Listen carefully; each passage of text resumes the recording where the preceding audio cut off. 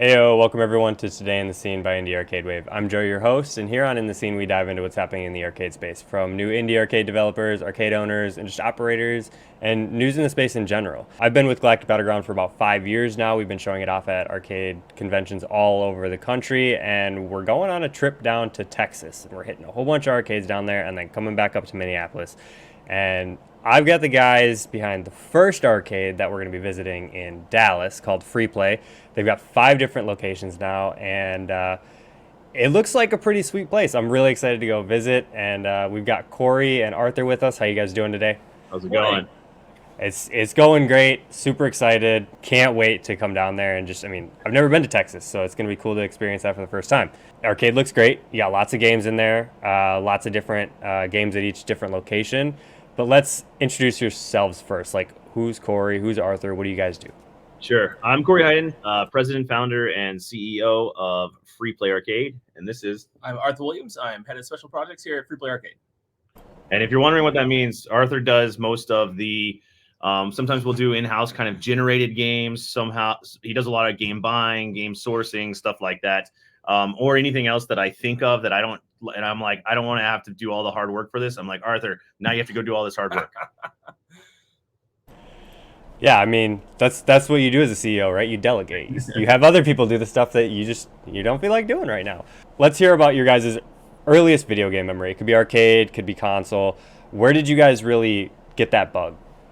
Sure. So for me, I grew up in the arcades, and what it kind of was is my parents were clearly not prepared to have kids and wanted to keep going out and having a good time.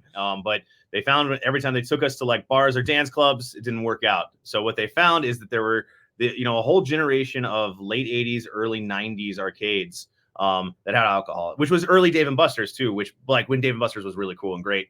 That was where I grew up. Every single day of my life for many years, I would have a chance to go to an arcade. And so 3-4 days a week, I was in the arcades, air hockey, playing, Nintendo versus get cabs, seeing when Turtles came out, and then all the other Konami beat 'em ups, all of that, NBA Jam, Blitz, and then always stopping at Galaga, Miss Pac, and that was my early gaming. And then of course, NES when I went home, but at that time, the NES, except for the early arcade games, the NES wasn't as powerful as stuff that was coming out in the arcades. In fact, like nothing really was. Like the home ports of the stuff weren't as cool. So my parents, could always have an excuse to go find a fun place that they could go hang out, have some beers, play some games, and bring their kids. And that was the arcade for me.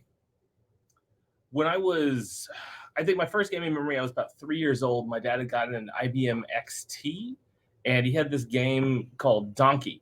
And you're this race car, and you get to the left lane or the right lane to dodge the donkey that is moving down the race thing. And anyway, I love the game, and I shortly afterwards played Pac-Man and Centipede and all the games you might think of that were pretty common. They used to have arcade games in every grocery store in my hometown, every convenience store, every Walmart. And I would always just want to have a few quarters and play some arcade games. When Street Fighter 2 came out in particular, I really, really got into that game. And I played it everywhere. At one point, while I was a kid, there were 3 different like little mom and pop shops that had a Street Fighter 2 World Warrior within like an easy bike ride distance. So my friends and I would save our money and go down and play. We generally go down to this one guy, it's like liquor store that had like 8 or so arcade games in this little room off to the side, and we would play until the owner of the place would realize we weren't putting more quarters in, at which point he'd yell at us, "Hey, you kids know you're not allowed in here." Because as long as we were paying customers, it was fine. But since we had quarters, that was it. But I've always loved arcade games, and I don't know, I think they're the coolest. So there you go. Yeah, I think that's a cool experience. I've never heard of Donkey, and that's funny that you went into, like you said, like a liquor store and you were playing these games, and now like you have to be 21 to even get into a liquor store. It's funny that they were everywhere, and like Corey, I'm sure there were arcades all over the place. Yeah, so that's the crazy thing is in DFW alone, there was a time where we had more than 500 arcades back in the late 80s, early 90s, before the first crash. Well, that's technically post-crash, but that was the real true first arcade crash in DFW happened in the early 90s. And then, of course, all the big guys came in, like the Dave & Buster's, right, and your GameWorks, and just completely killed the scene and didn't necessarily make it for the better. Yeah, I mean, it sounds like Texas has always had tons of arcades. Like when I was going through it, reaching out to people, there were so many down there. It was crazy to me. Well, something weird happened in 2015 when we launched Free Play Arcade. We proved this concept that I think a lot of people had generally thought wasn't going to happen, wasn't going to be possible, and we proved it to national news, proved it with every regional paper had it, and next thing we knew, we've got. I think there's 100 alone now in the state of Texas on the same model that we started in 2015. Beyond that, before Free Play existed, I used to, like a long time ago, I used to work, I hang out at Animation Town, which was the best arcade in Dallas for a long while. If you like fighting games, shooting games, that sort of thing. And that finally closed in like 2005 or so. Yeah, that second wave of heavy deaths in the 2000s. There was a 10-year gap where if you want to play an arcade game, like there were Dave and Buster's. Dave and Buster's, yeah. Dave and Buster's would and Main Events, which also comes from DFW, had a period of time where they were the only place to play kind of the late 90s releases, like your late 90s racing releases were still there in the 2010s, your Sega Airline Pilots, your stuff like that. But I mean, we're talking very slim pickings. You're so excited to find a Sega Airline Pilot because that's like the only real arcade game that you're gonna find. So it got dry. But you could kind of tell that even before we opened Free Play, there were a lot of people considering trying and stuff like that. And as soon as, we had lines out the door 7 days a week, it was kind of a absolute rush for everyone to open as many as possible. And that's where we are right now. I think DFW absolutely has the highest concentration of retro style arcades and certainly free to play like our style arcades in the country, and it's probably not super close because there's dozens just in Dallas-Fort Worth now. Yeah, I don't think it's even kind of close. Like you guys have more Killer Queens than the entire Midwest. Like right. It's ridiculous. Well, if y'all knew how many Killer Queens were in storage in DFW, we probably in DFW have more Killer Queens than the entire country. It's I mean there could be 40 in DFW right now. That's crazy. I mean, it's good to see. I'm glad that there are that many there, and I hope they see the light of day again. Let's talk about how you guys started the first Free Play. Like, you kind of mentioned there was like this 10-year drought there. You were probably better off just collecting the games yourself and having them at home if you really wanted to play them because they were so hard to find. What was it like starting that first arcade? Well, so I was this is a pre-Arthur thing because there was no one, right? I was a downtown attorney in downtown Dallas, doing litigation work, corporate litigation, which was really great. I actually enjoyed it a lot, but I was missing playing video games because the kind of postscripts of my arcade game youth is I started playing Counter-Strike professionally, and as a teenager, I was traveling the world, going to Europe, going to all these different places, and playing Counter-Strike for big cash prizes during that first esports wave. The very first was like the beta version of esports.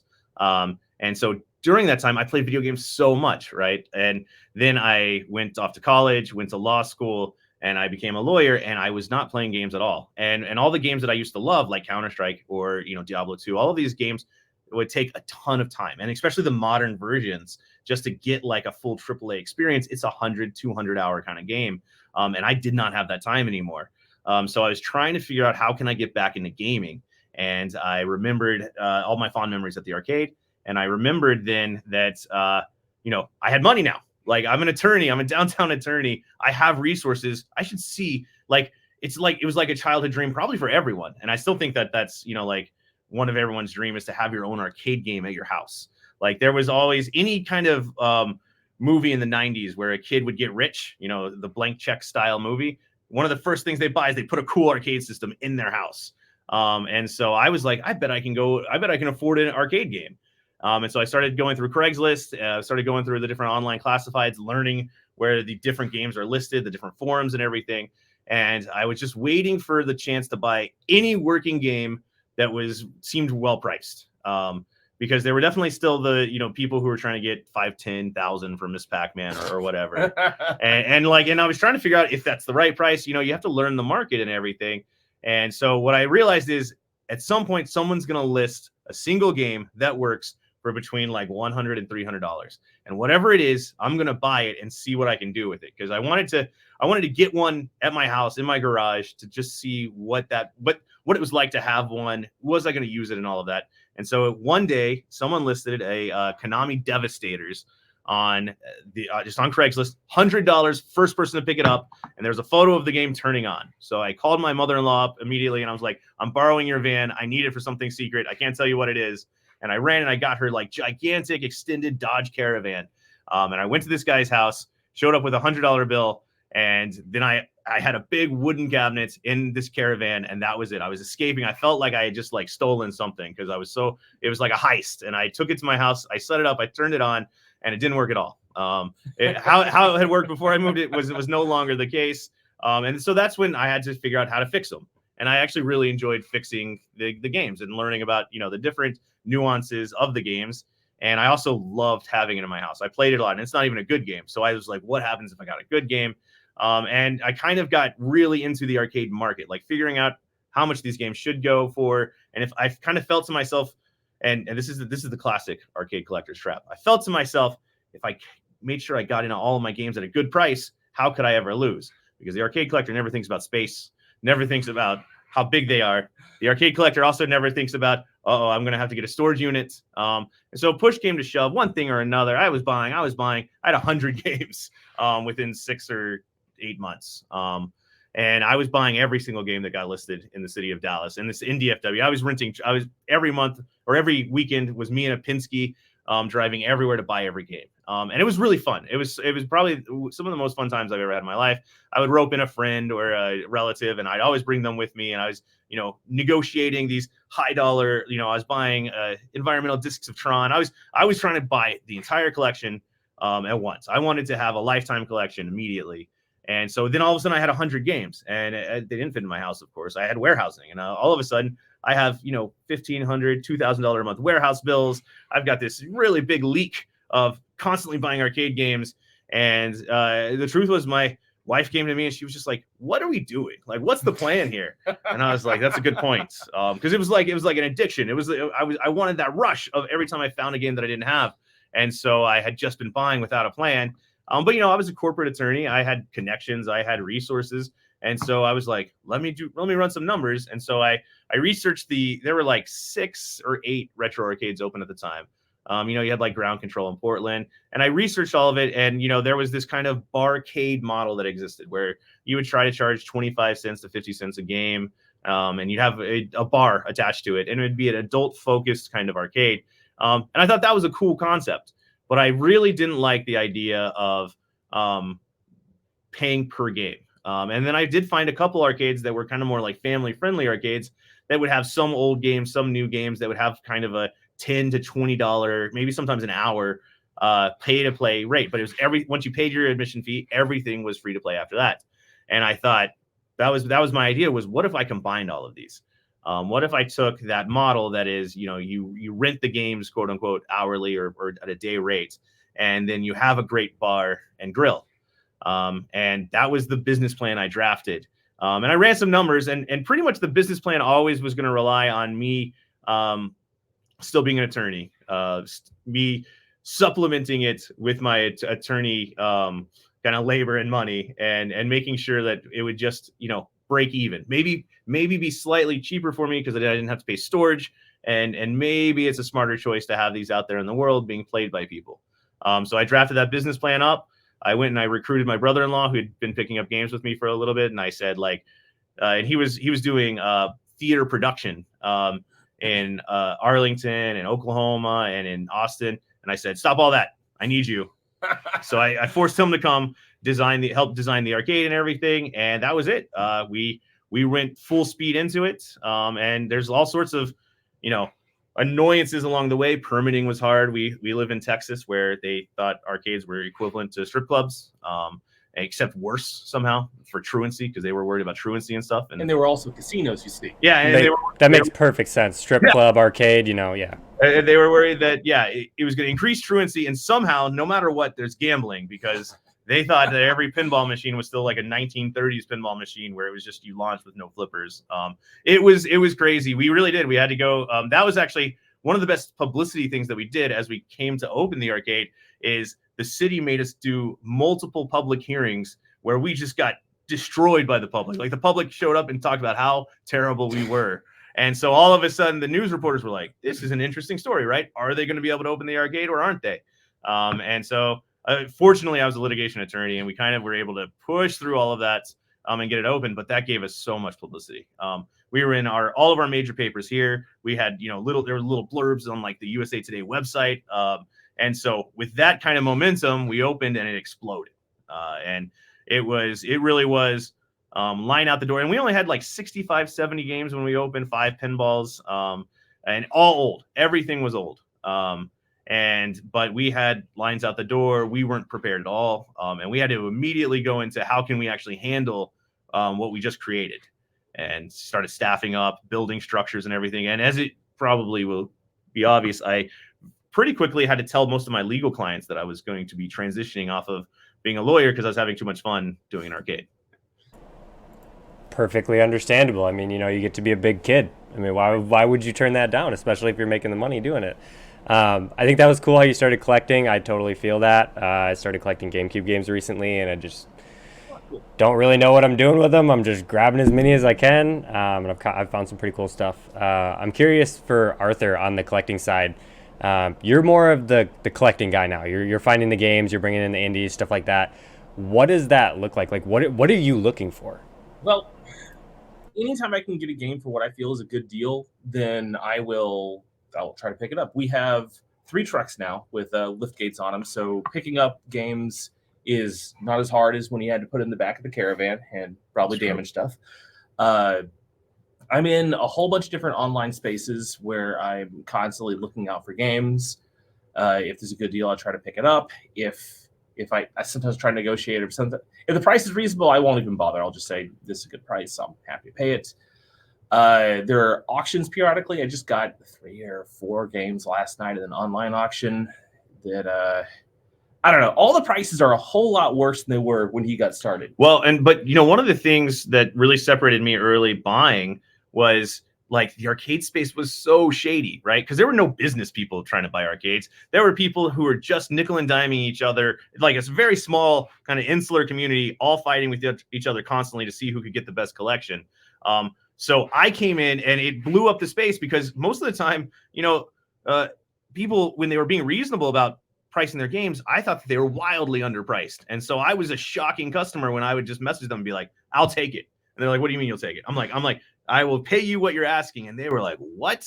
And so like, I think, and that's actually, but because I was able to do so much earlier, that's what makes Arthur's job really hard now. Cause like our collection's 1,000 plus, thousands of games.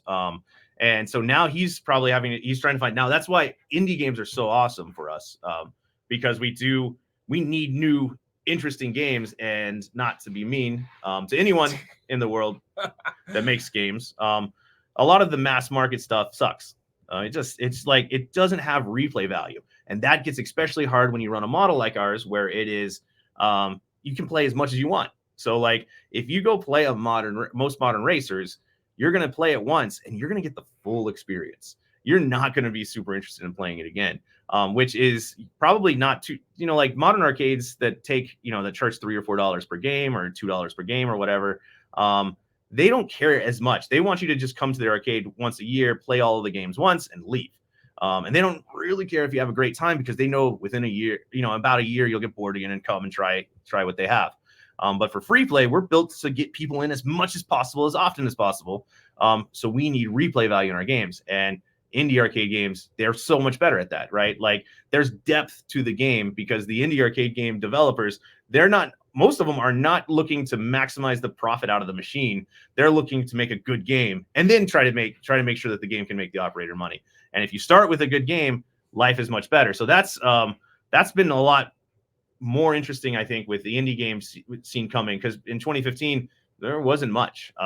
And now, and of course, 2020 was a nice gut punch to it, but and to the entire industry. But we definitely have seen how valuable and how awesome indie games can be now compared to some of these other modern counterparts. So I think Arthur, now he spends most of his time searching for games that we somehow don't have in the collection, which, to be honest, that means he's looking at either extremely hard to find games or kind of games that were passed over. So he's looking for those hidden gems. And then he's also looking for new indie. And since they're, like we have a pretty good, like different places we check, different people contact us and stuff to find indie games, but it's still kind of, fragmented. So he has to spend a lot of time figuring out, like, is this a real new indie game? Is it going to be a good game? And obviously, like even indie games, they're not cheap, right? So he has to try to figure out, will it be a hit with the customers in the way that we need it to be a hit, which is replayability. One of the other things, though, that I think is kind of cool, when he got started, he just had to, find all the games on his own. As big as we are now in the area, and much of a player as we are, people will just reach out to us. Hey, I've got this game. Yeah. Do you guys want it? And that makes things really nice and convenient. Well, we have a pretty good. So one of the things that differentiates us from our competition is we have this reputation of one, we're 100% authentic as much as like is even not practical, because we're far worse than that. Like it's not practical what we do. But I'm like a purist, and that's been my big thing is we're a volume arcade but run by a purist. So we're constantly having to battle these kind of impossible battles, running authentic hardware and everything. But it's like you can really feel the soul of the games, right, when you're doing something like that. So I don't know. The market's definitely changed. Everything has changed. But I think we're in a really good space right now in terms of the balance of indie versus finding new stuff, and finding people who are still making new stuff for old stuff, like the new Neo Geo stuff, the new CPS2s and stuff like that.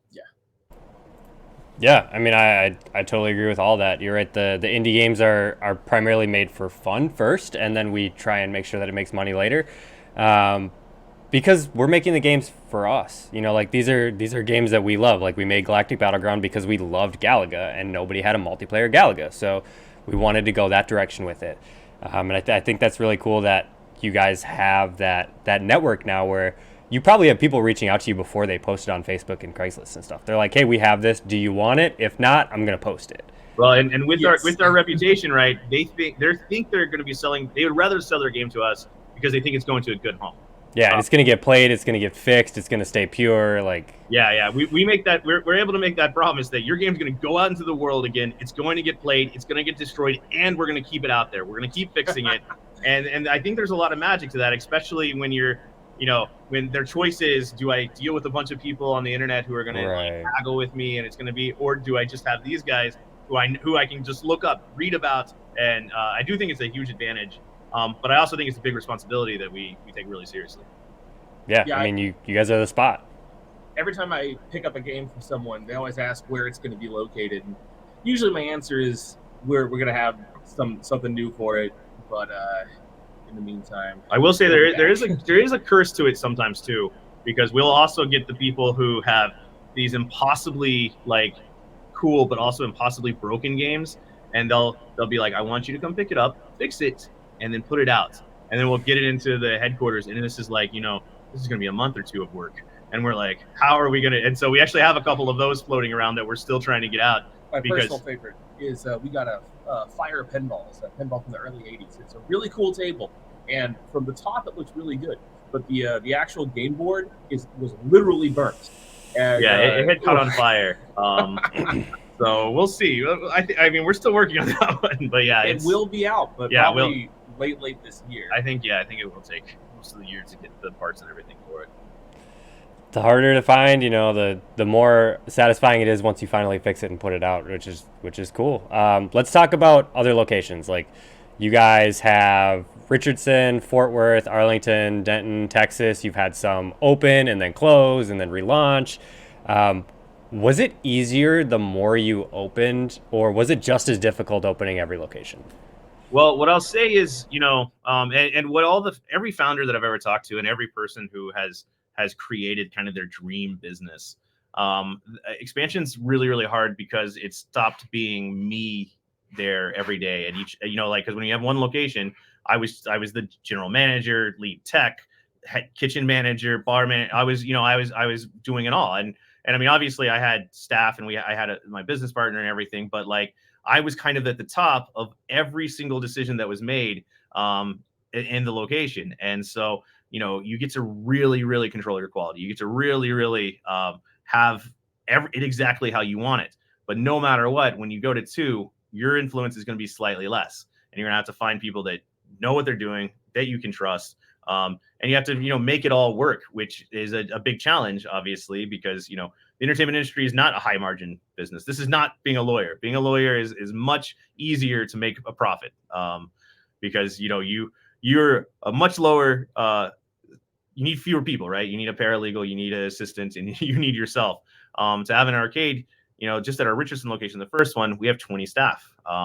And especially as you get away from it, you are having to trust more and more people. So now we have a whole corporate structure, 120 staff members. And while I am still a pretty big control freak and I still have a ton of influence on the direction and marketing and everything with the company, each individual location also bears a lot of the resemblance of their own managers and their own staff.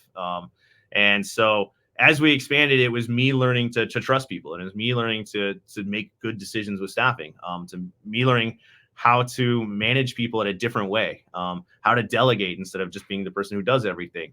And so it was definitely a challenge. And I guess what I would say is I work more today than I did when we had one location. So I play fewer arcade games than I did when we had one location. But at the same time, what I kind of realized after that first location and seeing some of the competitions crop up locally, but also seeing some of the other arcades open up nationally, is I started to be a little horrified with what I had in my mind kind of created, because I kind of showed the world a really strong business plan that can be pretty successful. But I also saw a lot of people who didn't have the same cares as I did. Free Play Arcade has now won every regional and national award that it can possibly qualify for. It also won all the industry awards that it can qualify for. We have the highest uptime, highest food ratings, highest service ratings, highest bar ratings in our industry in the world. And that was kind of what I wanted to do.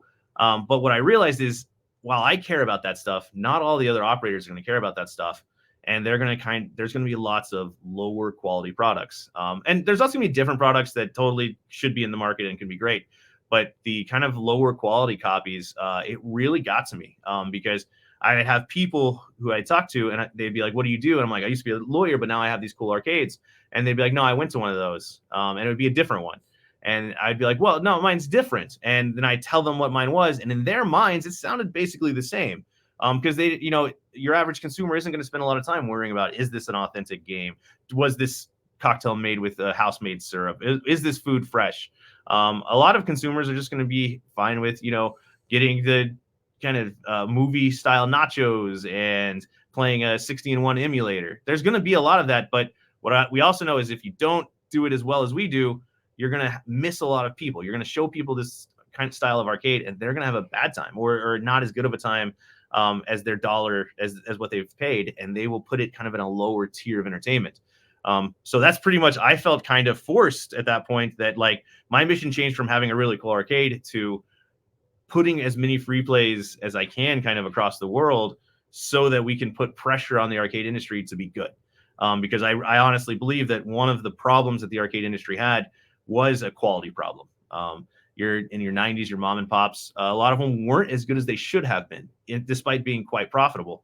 And that left this big gap for the Dave & Buster's and the GameWorks and a number of others to get this venture capital funding, dump hundreds of millions of dollars into the arcade industry, which not a single one of them had a business plan. Not a single one of them had a plan for profitability. Their plan for profitability was kill all the little guys and then figure it out later. What happened is they killed all the little guys and never figured it out later. Dave & Buster's survived, and we have lots of friends at Dave & Buster's, so I don't want to be too harsh on them, but obviously their game lineups are terrible. So without being too mean, it's lost all the soul that made Dave & Buster's great. We actually have a Discs of Tron, not an EDOT, but a stand-up Discs of Tron that used to be a Dave & Buster's game, and I keep that around almost to remind myself of how cool a place can be and how lame it can get. But that was kind of so. Once I saw the competition come about, I realized this is not going to be like a one location thing. This is going to be can I get big enough to pressure the entire industry, whether it's a Dave & Buster's or it's a retro arcade style competitor, to actually be as good as they can be. Because in that case, even if it's not free plays everywhere, arcades will be better. And if that works, arcades will last forever. And that's really my whole thing is like, I truly believe that the world's better with arcades. When I was going to like law school and undergrad, and this was, the late 2000s, early 2010s, it was, like the bar scene was awful. All of like your entertainment was not great. And then once I started free play, it seemed like the entertainment started to catch up. Like we started to have things that you're going to go out, and drinking is not the only reason you're going out. You've got some entertainment, you've got something to do, and now you've got all sorts of really cool businesses around that are entertainment plus something plus your bar food, your drinks, and all of that. So that was the step that I had to take. Was it's not going to be one location, it's going to have to be multiple locations, and then we got to start working to scale so that I can try to do this insane idea at a huge large scale. So we're kind of in that step right now. And fortunately I had a business background, I was a legal background, so that I could kind of scale up with the business. Will I scale high enough? We'll see. That's the big question, right? How big can I make it with the skills that I have, and the temperament that I have, and the reputation that I have, and all of that stuff. So but yeah, once I saw that not everyone was going to care as much as I did, I kind of got terrified and said, let's go find another location. And then yes, during 2020 we did hit a speed bump, as the industry did. So March 2020, we had actually just spent $200,000 getting ready for spring break. Spring break is almost always, in fact, actually just always, aside from 2020, our number one best profitable week of the year. Right. And so we were prepped, we were staffed and everything, and we ran, and the first week of spring break, we saw our numbers start to drop instead of go up, and we realized we were in a lot of trouble. Before the end of spring break, we were completely shut down. We'd remained shut down for 3 months. And so during that period of time, I went and started negotiating with all of our landlords and anything. And we had one landlord who was basically like, I don't care about the situation, give me money. And that landlord we eventually filed a special piece of paper to try to leave the location, but the landlord said it wasn't valid. I was the lawyer, the landlord was not a lawyer. And so they ended up trying to sue us. It did not work out for them. And we were able to really go into a cool spin from that and get a new location in our Denton. It was our Denton location that we had to close during the pandemic. But we were able to use that kind of closure and the games and everything to pivot and get a bigger location, 3 times as big. And that's even in a more prime area. And we actually were able to buy the building because the pandemic had really depressed real estate values in these kind of entertainment areas. So it was in some ways fortunate. It was also crazy. I'm not sure there's anyone in the world that would say that was a good business move at the time, because we were deep in the pandemic. We were still bleeding money every month. And I was like, let's spend all the money we have on a building so that we can do another cool arcade in Denton. But fortunately it all worked out. And so, yeah, we were able to pivot there. 2020 kind of took the wind out of our sails a little bit. But since then, now we have opened our Denton location, a larger location, and we opened our Dallas location in a different location than we were working on during the pandemic. We'd actually announced our free play Dallas, that we lost that during the pandemic too, and a much easier kind of, we don't know if the world's ending, so let's let us out of the lease. And the landlord was much cooler about that. So then we were able to get back on our feet with the Denton build, launched free play Dallas, and now we're back to 5, or we're at 5, and hopefully more to come. Yeah, I mean that sounds good and bad. It's kind of a weird spot. You said you guys were closed for 3 months. Was that it? Well, Texas opened quicker than a lot of the other states.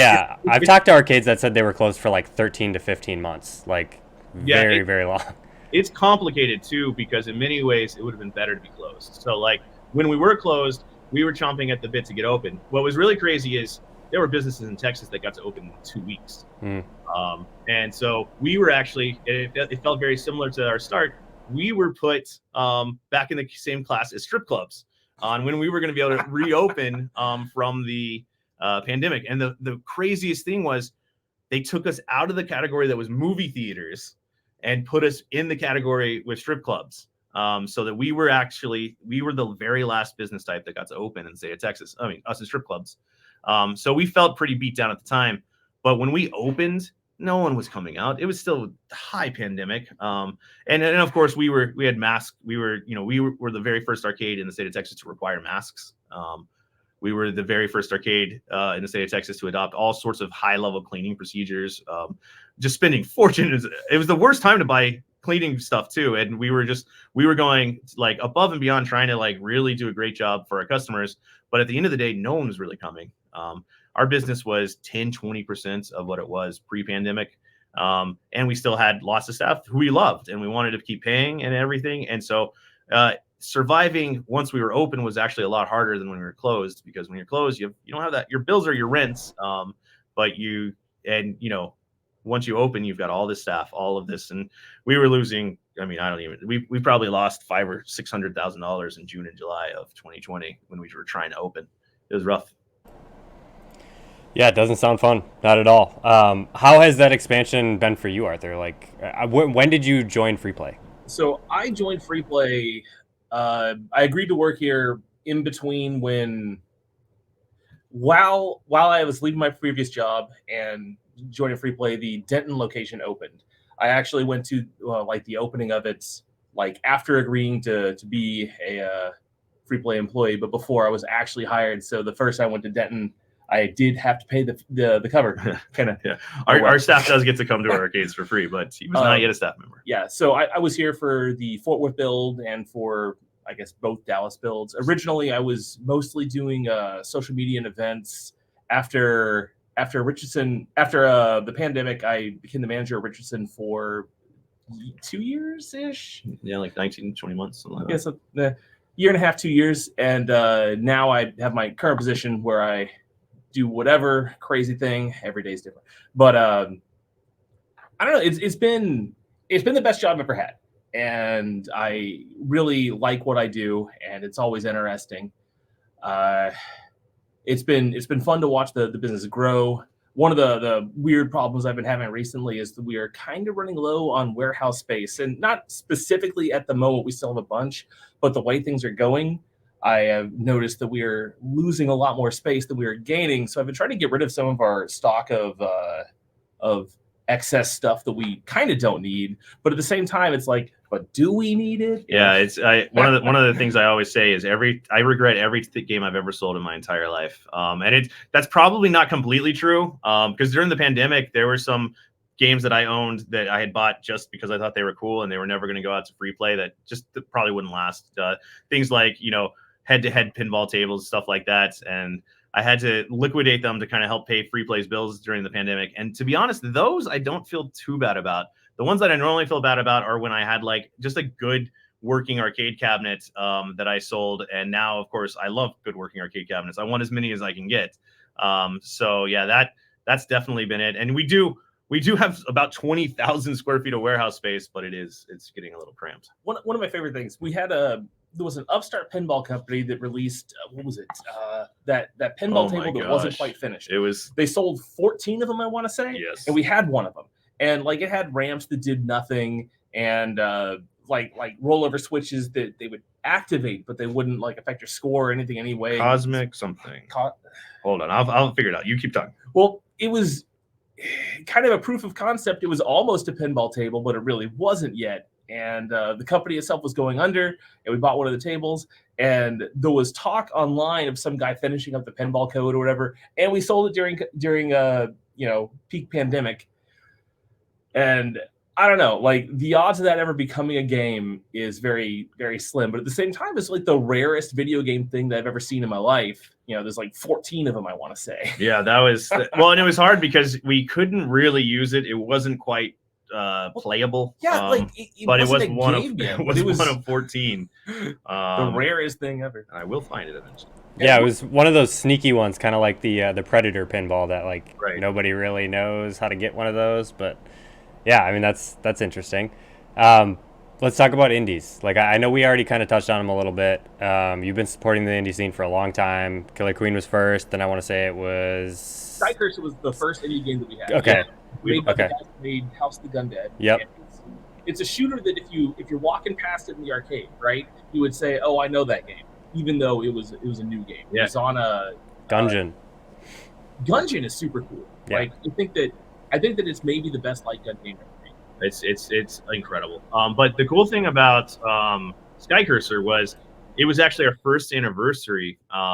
And I wanted to do something interesting for our first anniversary. And we had been releasing all sorts of cool old games because when we first opened, like we didn't even have Tron yet, and so it took us like 30 days to get our Tron fixed and out and stuff like that. And so we'd been doing all this cool stuff. And then for our first birthday as a surprise release, we converted a Dynamo into the full Skycursor art kit. And that was actually one of the coolest things that I remember about when they first made Skycursor was they did a full art kit to convert a Dynamo, and it was made completely for a Dynamo cabinet. So we went and we took our best looking Dynamo and did a full conversion into Skycursor, and then we released it, and you could tell people like were just excited to have a new arcade game that you weren't going to see at one of those big pay to play arcades. It was just, and it felt like it was an older game, right? It felt like it was something that they had never experienced, but they could have in the past. And that there's a really cool magical connection to that. And so that we wanted to do more of that once we did that. And it took a little bit for the indie arcade scene to get, but we were so excited once we saw a game that was released. Our customers liked it. It had depth to it. That was what started us on the indie bug. Yeah, I guess the other part of that question that I'm curious about is like what interests you about the future of the scene, and how are you finding these games, Arthur? Like I'm launching indiearcadewave.com so people can like find more games. I'm basically vetting them myself, throwing them on the website, then you can get connected with those people. But like how are you finding these right now? Well, Because most of the people that I'm finding are reaching out to me. This last weekend, pre-orders went live for Project Neon, and that was a Neo Geo game that I'm in several different Neo Geo groups on Facebook, on Reddit, just because I'm a giant dork, whatever.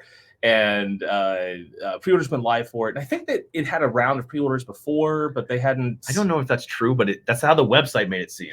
Yeah, like I hadn't heard much about it, but it's kind of an interesting game. It's a Neo Geo game that's rotated vertical scrolling shooter. There's no other Neo Geo game that's vertical scrolling. So when I first saw it, I'm like, oh, that's cool, great, a new shooter. Then I'm like, wait, that won't even work in a Neo Geo cabinet because the monitor is horizontal rather than vertically, or whatever. I try to keep my ear to the ground, and Corey does also. And yeah, and we at our size now, we do get a decent amount of people who just reach out. But it is a challenge, and I actually appreciate your work because I think it's necessary and needed. Because I think one of the biggest things that the kind of fragmented indie ecosystem has created is a lack of awareness. Because I think once developers or like your kind of wannabe developers see indie arcade games that go out and people have they're almost all passion projects, but they might want their own passion project, but they won't really realize that it's possible to make one until they see it. I feel like as soon as there's some traction there on like centralized knowledge on indie arcade games, it's going to invite more developers, increase the overall kind of just amount, because I would do almost anything to have an arcade that was mostly filled with our indie arcade games, or mini filled with indie arcade. I guess I'd always have a bunch of old stuff, but I would not have Miss Pac-Man. You can't not have Miss Pac-Man. But yeah, I would do anything to have just like a steady stream of cool indie arcade games coming through. And you can kind of tell that looked like where we were headed pre-pandemic. But then the pandemic, it cut everything. I mean, it cut everything, right? Logistics became impossible. Sourcing your materials to build the games became impossible. The people who were working on them, a lot of them had to go do something else because the pandemic ruined the entire business. And of course, arcades immediately started cutting orders everywhere. And now, of course, the arcades are trying to make orders again, and it's because they're running into situations where people, these indie arcade developers might have got to go away, and they're going to take them, 3 years to build their game, stuff like that. So I'm hoping as the arcade scene gets its footing again, and as centralized knowledge becomes available, we're going to start seeing a steady stream of indie arcade games, because it is too fragmented, and it's sometimes really annoying. Like we probably wouldn't have known about Gungeon without having previously found Skycursor, which I found just completely randomly on a lark, just searching Google, because that was literally what I was doing. Was I was like, is there anything cool that I don't have? And through 10 pages of searches, I saw this Skycursor game, and I was like, I got to check that out. And that was how we started our indie arcade scene, kind of interaction, by just luck, like deep searching, luck. And it was it's much better now, but I think that there's a lot of work to do still. I totally agree. I mean, I think that's the hardest thing about the space is just how obscure we are. You know, people just don't know. And like you mentioned earlier, the price tag is a big thing because, you know, these games are harder for us to build. We got to go through manufacturers. It's easier to go get a Pac-Man that's 40 years old than it is a brand new cabinet right off the line. And we're trying to kind of find that happy medium of price and interest and then building up the reputation. And that's what I'm trying to do. I'm trying to give as many people this small platform that I've built, trying to make it bigger, but I'm trying to help other people get out because I've spent 5 years trying to get the game out. You know, it's hard, Yeah. and it's one arcade at a time. It's one arcade every day. It's one little connection, and it continues to grow. So I hope that there are more arcades like you guys that want to bring indies in, that help grow the space for us. Because at the end of the day, Killer Queen is arguably the most successful indie game. I mean, it's hard to say they're not, and that's because they have the community. You know, they have so many people that want to play the games that they're going to arcades and doing the marketing for them, which helps a ton. And hopefully we can do that with all the other games. Yeah, and Killer Queen got really fortunate at their timing, right? Like they released a massively multiplayer for arcade purposes, at least, Right. at the exact time that the kind of bar arcade style thing was reaching its peak, and so that was really fortunate, and it did really well with those communities.